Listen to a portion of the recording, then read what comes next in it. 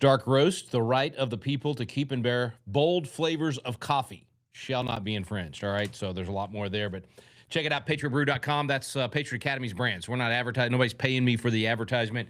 That is our coffee that helps fund our nonprofit. So it helps Patriot Academy build the campus, pays for scholarships for students to study, for us to do the production of all the incredible things that we put out there in terms of Constitution classes and everything else. So anyway, good evening, good evening, good evening. So much to cover. This is obviously a historic time to be alive. Some big things happening. Obviously, we're going to talk about Iran tonight, and we will talk about the Austin terrorist attack that happened yesterday.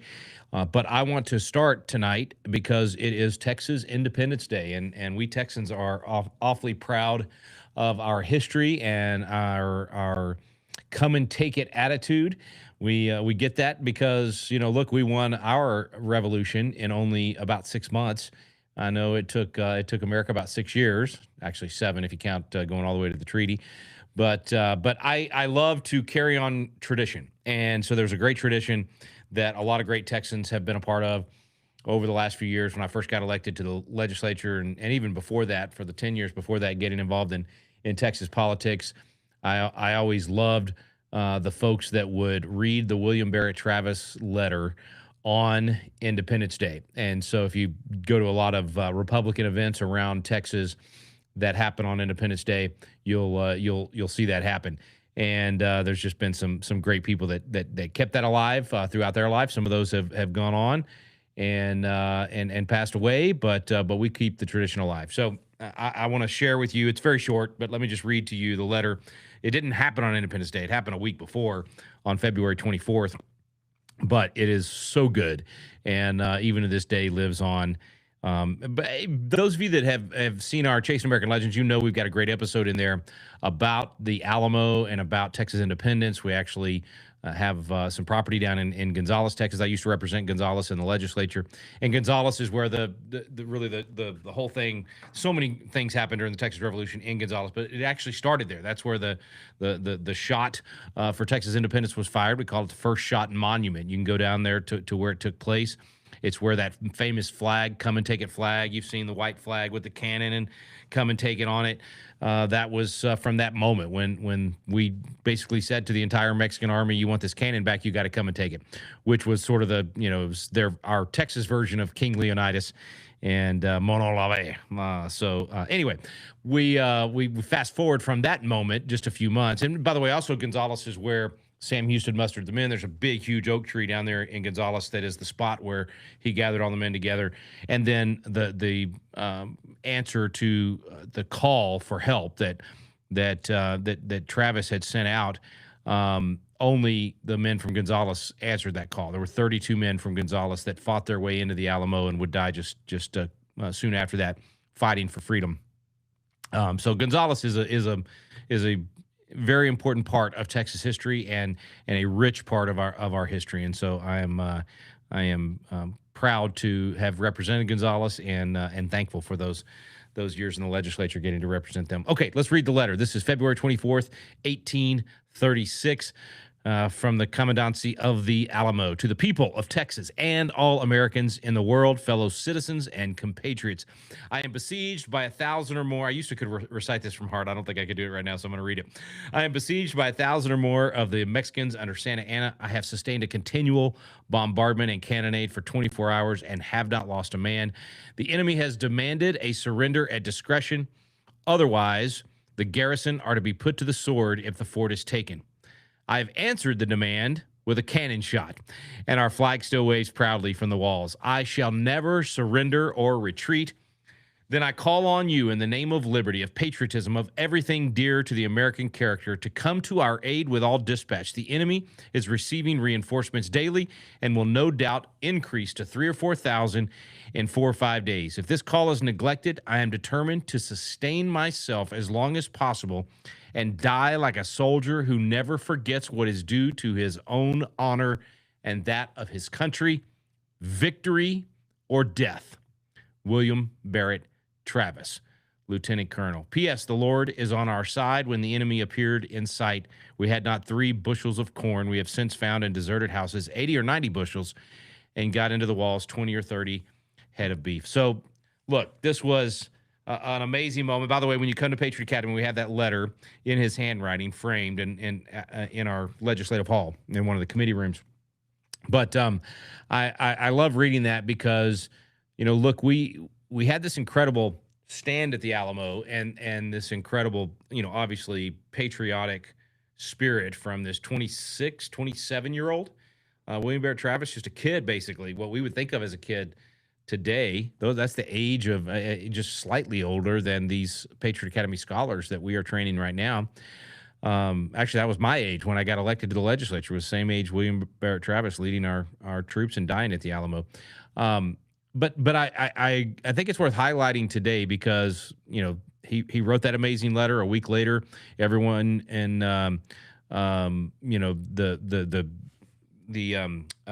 Washington on the Brazos was happening, and so that's where the legislators were gathering. The representatives were gathering to declare the independence of Texas. And so our version, for those of all of you watching tonight and watching this on recording later that are not from Texas, our version of the 1776 Declaration of Independence for America took place at a place called Washington on the Brazos. And we have some cool video that we've created that's going to be part of our Texas history curriculum once we release that, from that spot there where Colonel Allen West tells those stories.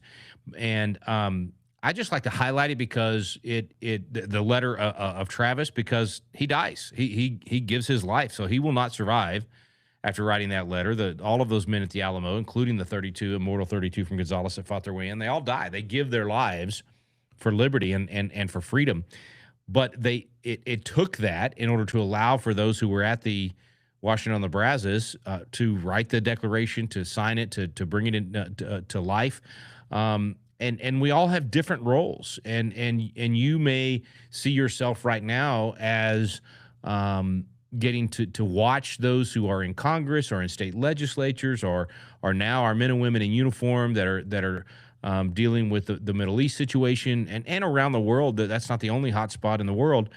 And you may sometimes sit back and think, they're out there fighting for our liberty, either physically putting their lives on the line or giving of their time to serve on a school board or whatever it might be. What am I supposed to do? How do I get to be a part of this? How can I answer this call to all patriots and across the nation? What's the line to the people of Texas and all Americans in the world, fellow citizens and compatriots? How do I answer that call today to preserve liberty and make sure that it lasts for generations? And there are so many ways to answer that question. There are so many things that we can each do to be a part of this. You don't have to be fighting on the front lines in a military position. You don't have to be in an elected position to have a significant impact. In fact, you may be a writer. You may be somebody that writes letters to the editor. You may be the Thomas Paine of our day. We often hear the expression that the revolution was won with Washington's sword and Thomas Paine's pen. So you may be writing those words. These are the times that try men's souls. The summer soldier of the sunshine patriot will in this present crisis shrink from service to his country, but he that stands it now deserves the love and thanks of man and woman. Listen, that might be your gift is putting words on paper. Might be yours just to show up. Just to sit in the audience at a school board meeting, standing behind and showing, numbers with someone else that is the one that is willing to get up and be on the microphone and articulate why they need to either, get the junk out of the schools or restore, the Bible into the classroom or get the 10 Commandments up or just capitalism or whatever it is. Sometimes you're there to give moral support and physical presence to someone else that might be the wordsmith or the writer or whatever it might be. So I'm just saying every single one of us has a role to play. It's part of why in rebuilding liberty and getting people to celebrate the 250th, we give so many options for how to be involved. It's a 12-step recovery program, but there's a lot more options within those 12 steps. I mean, just the item in there, I think it's number 4, maybe I'm blanking, but the one about restoring biblical wisdom into our schools. Well, man, there's 10 different ways to do that. It's getting Bible curriculum in schools. It's working with LifeWise and time release programs to get them into good programs off campus. It's getting the 10 Commandments into the school or the "In God We Trust" motto, or any one of these many programs that can make a big difference in your community and ultimately in the nation because of making a difference in your community. So anyway, I don't know what your role is. I don't know if you're going to be one of those 32 that fights their way into the Alamo. I don't know if you're going to be a writer like Thomas Paine or William Barrett Travis, even with this letter. I know you can do a Constitution class. There's no one watching this tonight that cannot invite over a couple of friends and hit play on the TV and let these courses motivate and educate and equip just two other people, just another couple that you're friends with, or a family that comes over. Everybody can do that. It's the simplest, easiest thing to do. And if you haven't done it yet, do it now. Do it between now and July 4th. Don't be one of those people that after July 4th you say, man, I wish I'd participated in the 250th. I wish I had put on a class. Okay, so get signed up today. Constitution Coach is a role that everybody can be a part of and participate in. PatriotAcademy.com. Go there today. I bet if one of our super coaches, Scarlett or Colleen or somebody's out there, they're probably already putting those links in. And I forgot I need to open up my chat here, so I'm ready to take your questions. And then some of you may be interested, or your thing that gets you excited. Could be that you want to teach either the Constitution as a coach. I enjoyed today getting to spend some time at our ranges here at the Patriot Academy campus with the instructors. There's we do a instructor development course, and it is so cool to see these people that for them that is one of the ways that they give back. They get to train other people on how to defend themselves. And I'm just telling you, having had thousands and thousands of people come through our constitutional defense course, it's one of my greatest joys too. I love watching someone come through this course that's either had a major trauma in their life or they've never been able to defend themselves, especially women. I say it all the time, 55% of our students are women. You need to come through this course if you have not. But all the guys as well. I was telling one of our students today at lunch, took one of our scholars to lunch, and he was asking me about my first time through the constitutional defense course. And I just remember the empowerment of even somebody that was raised on the ranch, man, been around guns my whole life. Not a ranch, but raised, going to the ranch and the farm and the places that I could shoot, all through my teens and my 20s. And not until I was, 40, almost 40, 39, 40 years old, that I do one of these courses. And for the first time in my life, properly learned how to effectively use a handgun. And I mean, this may sound really cheesy to you, but I mean, literally feeling like when that course was over, a special forces guy. And I don't mean that in a like comic book way or just fantasy way. It was like, I knew how good I could now handle my firearm, and that if I had to, I could defend my family. That if somebody broke into my home, I would have a significant advantage in a gunfight. I would have the ability to stop the threat and keep someone from harming my daughter or harming my wife or my kids. That is a game changer. And if you have never felt that, if you have never gone through our constitutional defense course, you've got to do that. Get signed up today, patriotacademy.com. But what I'm describing to you is why these instructors that I was watching get trained today, why I see such a fulfillment of purpose in their eyes. Because as they get to teach someone and show them and go through that course with them and then see them improve to that point, it's just it's an awesome feeling. It's no different than teaching the intellectual side of it in a Constitution class and seeing somebody's eyes light up as they finally realize, what made America great and what they can do to preserve it, or being at the Institute or teaching a leadership congress and having young people discover their purpose and get to see their eyes light up as they find what it is that God has for them and what he wants them to do. It's just awesome. It's just awesome. So anyway, figure out what your role is. Can be any one of these things I mentioned or a myriad of other things, but get engaged. So enough on Texas independence. Let's move to Iran. Obviously a big deal. I just happened to be awake when Trump gave his speech, 3:00 Friday morning. I'm a late nighter, and I was working on some stuff, and Trump started showing up in my Twitter feed, my X feed, and man, I got to watch his 8-minute speech. Not quite live. It was a couple of minutes after he gave it, but it was surreal. It immediately felt a lot more like 1991 than it did 2001. I don't believe this is going to devolve into a on the ground, boots on the ground situation like Iraq. I don't think this is the beginning of a forever war. I think this is the ending of a forever war.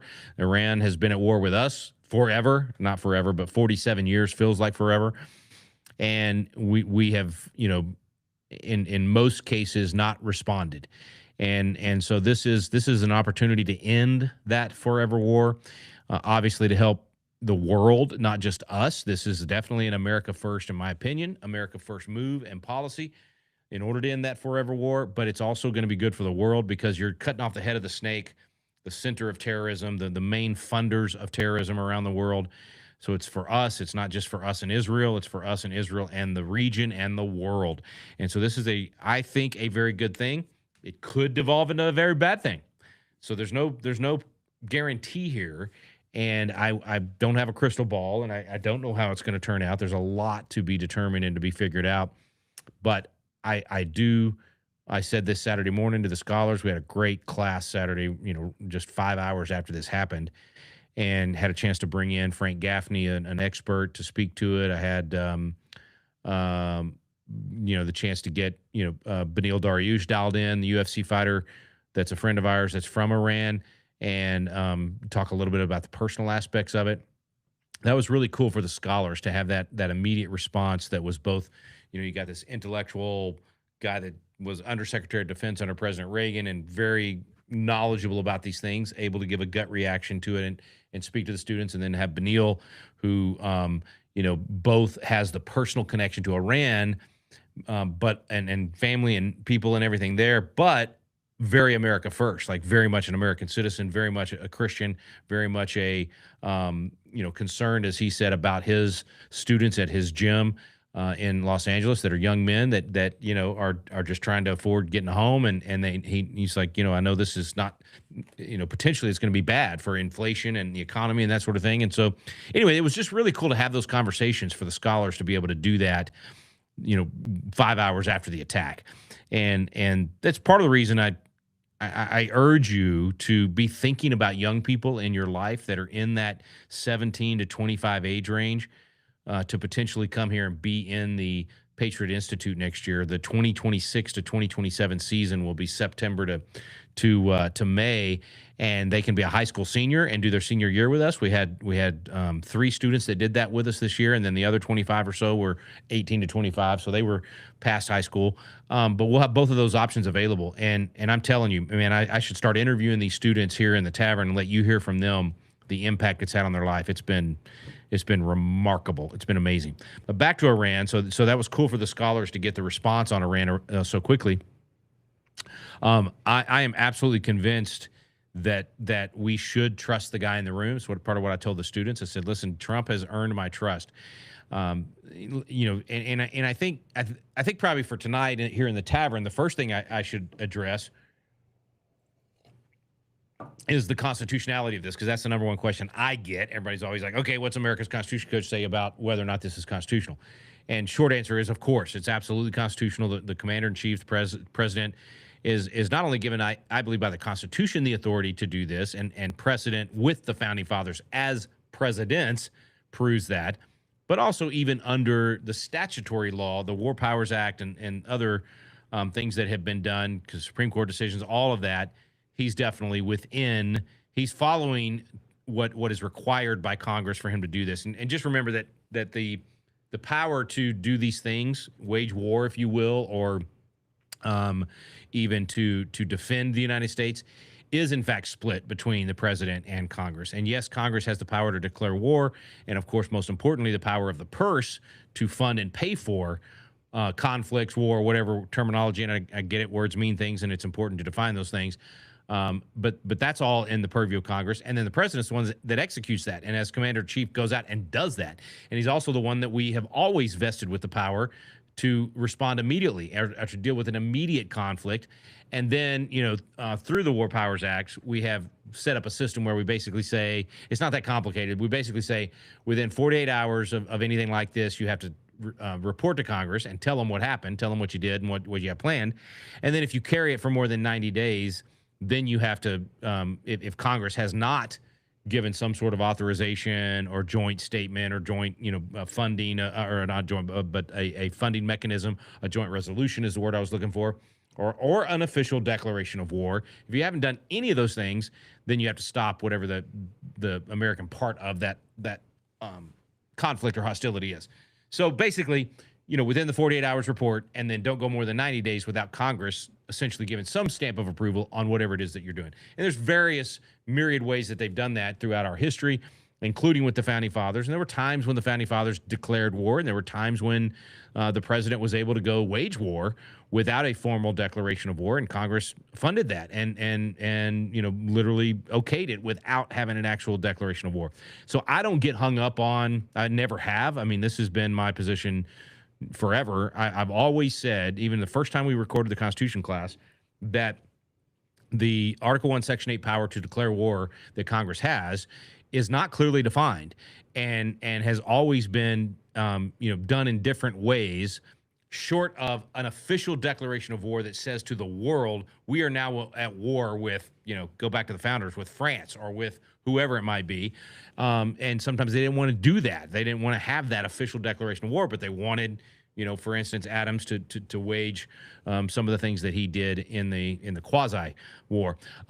Anyway, all that to say that there's different ways for them to do that. And I always thought that even with the war on terror, which is not a state, and so you can't have a formal declaration of war against a particular state, that Congress clearly authorized it and clearly funded it and stood on the steps of the Capitol and sang together over it. So in my opinion, it's not my opinion. It's clearly throughout history. There are times that you go all the way to the point of a declaration of war, and there are times when it's short of that. And what's important is that the president is not out there doing these things without any accountability to Congress. And so then there has to be this reporting and then limitation on time, which arguably the founders probably wouldn't have supported that whole 90-day limitation. Like, they went longer than that with some of their conflicts that didn't have an official declaration of war. Some of the founding presidents did. And by the way, Rod Martin, who I follow and love, most of the stuff he puts out. I mean, I think he's a very articulate and rational mind with a good faith foundation and understanding of history. And so he has a great article. If you follow him, if you're not following him on X, you should. But he has a great article on this that I think came out today, maybe yesterday, and goes into a lot more detail. But suffice it to say, Trump is constitutional in what he just did. He was constitutional in the 12-day war last summer, and will continue to be constitutional in this process, frankly, for as long as it takes. But also not only constitutional, but statutorily in line with what Congress has passed with the War Powers Act, as long as he does the report after 48 hours, which I assume has already been done, and it doesn't go longer than 90 without Congress, 90 days without Congress in some way given a stamp of approval. So that's the number one question we get. Is it constitutional? Yes. Is it wise? I think so. I think this, like I said, cuts off the head of the snake. I think it does immeasurable benefit for America and for getting back to deterrence. I think, much like last summer, when we dropped the bombs on Iran and destroyed some of their capabilities, and picking up Maduro. I mean, these things, arresting Maduro, the way that we did that, these things cause terrorist and nefarious heads of state to pause and to recognize that America's strength is still there and America's resolve to use that strength is back. And so let me actually, I love this quote by Ronald Reagan. Reagan did this, by the way. He did this with Gaddafi. Libya had, attacked us in several different ways, and not only us, but other people. And it just reached a crescendo where Reagan said enough. And so the night that he did his bombing of Gaddafi's palace and other areas, he said this. He said, we Americans, this is the last part of a more extended speech explaining what he'd done. This is April 14th, 1986, so almost exactly 40 years ago. He said, we Americans are slow to anger. We always seek peaceful avenues before resorting to the use of force. And we did. We tried quiet diplomacy, public condemnation, economic sanctions, and demonstrations of military force. None succeeded. Now, let me back up and read that line again, It's exactly what President Trump has done with Iran. He tried to negotiate this thing out. He tried to shame them. He did all of that. All right. So let me read that again. We tried quiet diplomacy, public condemnation, economic sanctions, and demonstrations of military force. None succeeded. Despite our repeated warnings, Gaddafi continued his reckless policy of intimidation, his relentless pursuit of terror. He counted on Americans to be passive. He counted wrong. I love that line. It's also in a Def Leppard song. So you can go look that up, and it sounds great because it's actually Reagan's voice. I warned that there should be no place on earth where terrorists can rest and train and practice their deadly skills. I meant it. I said that we would act with others if possible and alone if necessary to ensure that terrorists have no sanctuary anywhere. Tonight, we have. I love that. You can, I miss President Reagan. But anyway, that is very, I mean, Trump has basically done exactly the same thing. And, as much as I respect and admire President Reagan and his legacy, made a documentary about him, named a kid after him. Donald Trump has moved ahead of Reagan on my list of all-time great presidents. And it's not that not to diminish anything that Reagan did. He was amazing and still in my top 5. But President Trump's done more, even better. Not as eloquent as Reagan, and what a lot of people want to think of as presidential, but in a Churchillian way, very much our Winston Churchill. My friend Nick Adams wrote a book about that, the comparisons of Churchill and Trump. But he's been even more effective, and I think honestly, if Ronald Reagan were alive today, he would say the same thing. He would say, I accomplished the rebuilding of the military, I accomplished the cutting of taxes and creating the greatest peacetime economic expansion in history. I did not accomplish my third goal, which was to cut spending, reduce the size of the federal government, get the federal government off our back. He wasn't able to drain the swamp at all. And at least President Trump has been able to do some of that, not near enough. I mean, obviously, those should happen, and they should bring Elon Musk back and implement everything that he was talking about doing a year ago at this time. But he's done some of that and accomplished a lot in terms of weakening the deep state and the swamp. Long way to go, but he's done a lot. So anyway, I just think that should be said. And so now let's talk about how this affects us. Again, I don't think this will be an extended thing. I don't think we're going to end up with boots on the ground. But very clearly, because of the Democrats and Joe Biden, especially in the Otto Penn administration, and the open borders for 4 years and 20 million people coming across our borders illegally and 2 million of them being gotaways that we don't know who they are or where they went. Because of that, the Austin terrorist attack yesterday is I think, what we will see more of. Now, I thought we would see a lot more of that in the last year or so. So we have prayed for God to supernaturally thwart the plans of the enemy and prevent it, and I think he has. We've prayed for our intelligence services and our military and our law enforcement and all of those things to be able to discover and stop these cells and or even just individual crazies that we let in. And it's amazing to me that we don't have more of it when you consider the mass numbers. And so this guy in Austin, this jihadi that shot up that bar early yesterday morning, I think killed 2 and injured 12 or 13.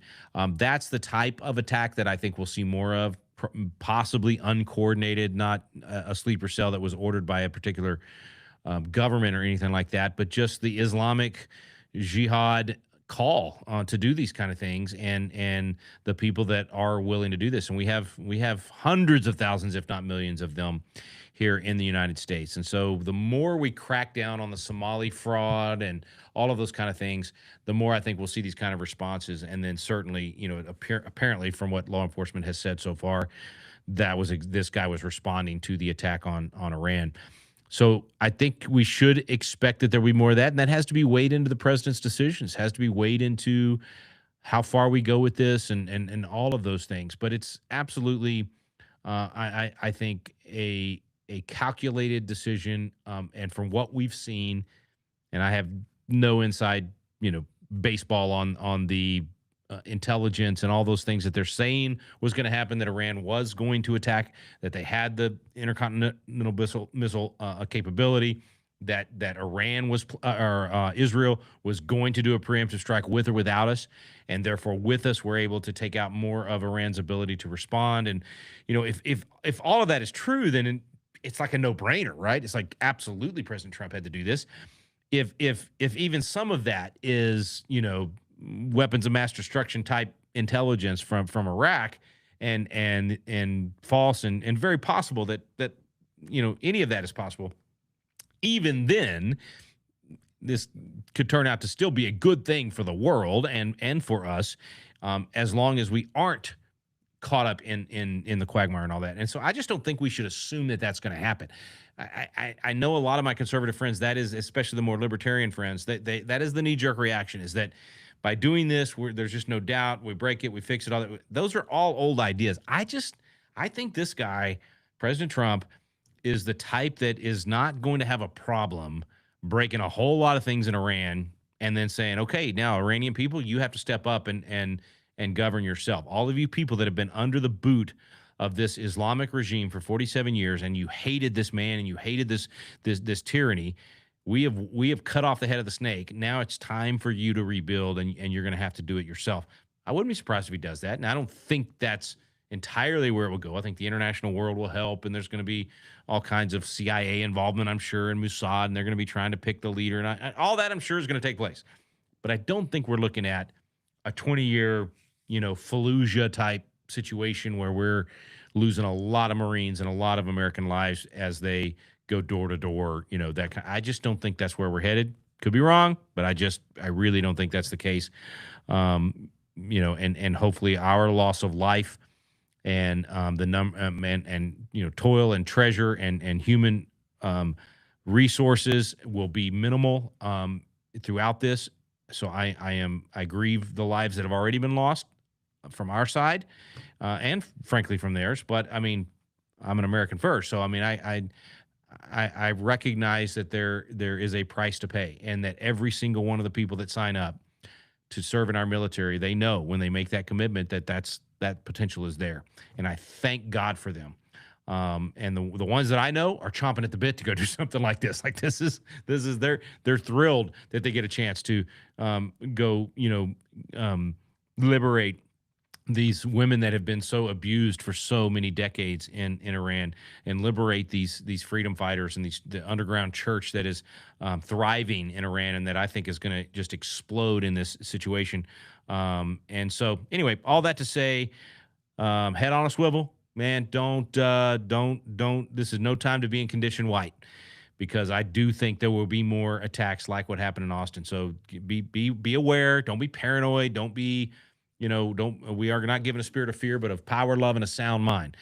But this is a time to be vigilant. And to all of our churches out there that hopefully have trained their teams, if not, get them here to Patriot Academy as quick as possible and get them trained well. To all of you that have not been through a constitutional defense course, get here and do one of these courses as soon as you possibly can. I promise you, 100% money back guarantee. I promise you, you will be so thrilled that you did, and just so much more confident and competent, and just, I'm telling you, it will be a game changer for you, just like it was for me and for thousands of others that we've put through. So I didn't intend this to be a commercial for constitutional defense, but with what we're facing. You have to do this. You have to get here and do this. Okay, I'm going to shut up, or not shut up, but I know a lot of you probably would prefer that I would shut up, but I want to get to your questions. So let's get over here to the chat. Hey, thank you, Nicholas. Greetings to you as well. I want to talk to the church that I used to go to about the election. If they let me speak, how do I approach that and keep it more voting your faith versus into what's on the ballot? Great question, Nicholas. What I would recommend is that you ask them to let you give a talk on the biblical responsibility of stewardship in a free republic. Yeah, I just made up that title. But it's basically what we teach in biblical citizenship. And so what you're asking for is just a chance to say, hey, the parable of the talents applies in America to more than just money. It also applies to the freedom that we've been given. And so I just want to recommend to everybody in the church to be informed and to vote, not just to vote because it's your responsibility to go vote, but go cast an informed vote, and then encourage them to go get a voter guide from a family policy council in their state, or go to ivoterguide.com and take a look at how it rates people that are running for office. Be sure that you tell the pastor that you're not going to talk it's not going to be a partisan talk. You're not going to encourage people to just vote for a particular party, but to vote biblically and to go in and vote for each candidate based on that. And Nicholas, I apologize. Remind me, which are you here in Texas? I can't remember which state you're in, but if you're here in Texas, absolutely encourage them to vote for the propositions that are on the ballot, and absolutely go to Proposition 10. This is tomorrow. Tomorrow's election day. Go all the way down the ballot and vote for Proposition 10, that Texas should prevent Sharia law from happening here. We have an invasion in Texas right now, and so every Christian church should be willing to get up and tell their people, go vote in the Texas Republican Party Republican Party primary, and vote for Prop 10 to prevent Sharia law in Texas. Good question. Good question. Yeah, that is a great point. I don't think that's where we're headed either, because President Trump hates killing. He hates people being killed. He doesn't want war because war means mass killing. I think you are so right about that. I think anybody that has watched this man throughout his whole life, let alone his presidency, in the first term, what did he do with regard to these issues? And in this first year and a month, I think you're right. I think he appalled. I think that's why he would have been willing to do a deal with Iran that I probably wouldn't have liked.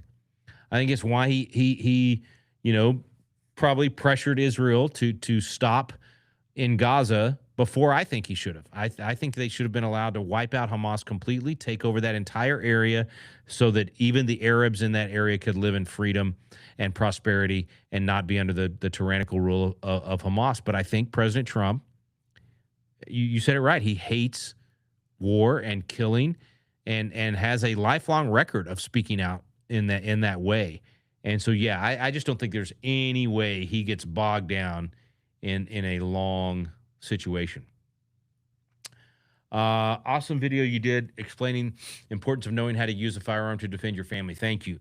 Will this stop the persecution against people like Nassar so he can come out of hiding? No, I don't think so. I mean, not soon, because stopping Iran, it stops the funding of a lot of the terrorism itself and a lot of the bad education that the Islamists are doing. But you've got a situation in London, where Nassar Hassan is has to constantly be in hiding with his family and run from these people, and so many others that have converted from Islam to Christianity. But you've got a massive percentage of the population in London now that is Islamic, and I know everybody always wants to go to the but most Muslims are peaceful and all that, and I get that, and I have friends who are, but when you have that level of invasion, and I would say that about any other political ideology or way of life or value system that comes into America or into a Western civilization country that values certain things that are not compatible with that political ideology or religion or whatever you want to call it. If you come into a country that is based on values that aren't compatible with their values, and they are coming in such numbers and having a birth rate in such numbers that they are becoming the dominant force, and it's completely changing the value system of that country, that is an invasion. It's not necessarily a kinetic physical invasion of the Vikings coming in and King Alfred having to fight back, but it is an invasion if it's completely changing the way of life. And so that's the Somali fraud thing. It's the Minnesota, the communities in Minnesota and Michigan that we're seeing.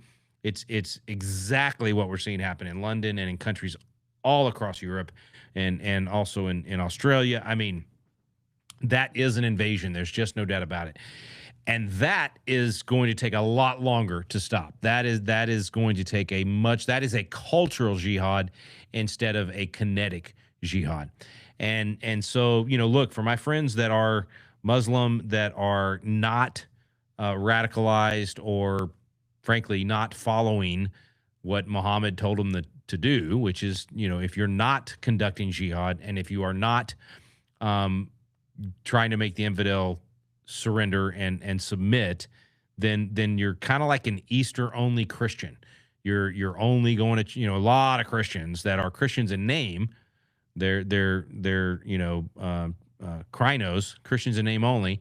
They show up maybe for Easter service, maybe Christmas, but they're not following the Bible. They're not obeying the teachings of Christ. They're not doing the things that their religion tells them to do, or even attempting to. Right? We all fail. We have all fallen short, but they're not even attempting to. That's how peaceful Muslims are, in my opinion. Not just my opinion. That's what the facts bear out. And so, to my friends that are like that, hey, maybe it's time to look at another religion. Maybe it's time to consider Christianity. Maybe study Christianity and say, is there more truth here? Is there more evidence here of an actual God? And is there more? Is this value system gonna create a better place for my daughter and for my family? Is this value system, if this religion is followed by a community, is there more prosperity and freedom and freedom of speech and all those things?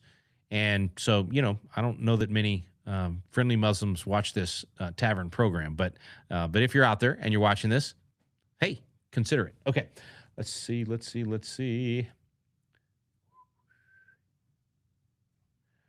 I think I might have got everybody. Oh, thank you. Just recommended the Constitution class or biblical citizenship on the Victory Channel's new program that was just before this. Thank you. Appreciate that. Please do recommend those things. And I think I got all the questions. I don't think I'm missing anybody. So everybody have a fantastic night. Thank you for joining me in the Tavern. Do not despair.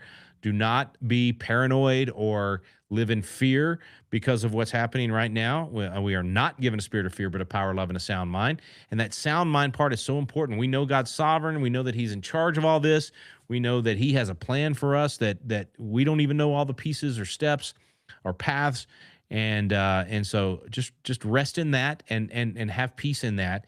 And then, think about the things you can do, the action items you can take. Don't be paralyzed by any of this. Start doing your Constitution classes in your home or at your church. Start doing like Nicholas and some of the others are talking about, and asking your pastor to let you speak on these things, or to at least host a biblical citizenship class or rebuilding liberty class at your church. Support what we're doing here at Patriot Academy so that we can study these things and be a voice of reason out there and raise up young people that can speak to these things. Come do a constitutional defense course at our campus. Go, get on our site and start purchasing some of these things like Patriot Brew. If you're buying coffee anyway, buy coffee that's going to support the cause. Buy coffee that's the best, but also supports teaching the next generation to be free. If you're not a coach already, get signed up. It's so easy to do, and it's a great way to be involved. All right, and if you're in Texas, make sure you vote tomorrow. If you haven't yet, if you didn't early vote, make sure you vote March 2nd, and make sure you go all the way down the ballot and you vote in those propositions. If you're looking for my recommendations, they're on my Facebook page at Patriot Rick Green, facebook.com/Patriot Rick Green. All right, God bless everybody. Enjoy your evening. Thanks for joining me here in the Tavern.